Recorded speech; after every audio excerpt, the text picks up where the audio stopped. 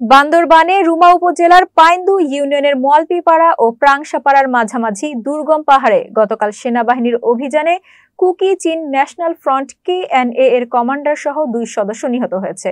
এছাড়া বিপুল পরিমাণ অস্ত্র, গোলাবারুদ সহ বিভিন্ন সরঞ্জাম উদ্ধার করেছে সেনাবাহিনী। রুমা জোনের zone commander lieutenant colonel Mohammad Alamgir Hossain জানিয়েছেন, জনগণের স্বার্থে এই অভিযান পরিচালনা অব্যাহত থাকবে।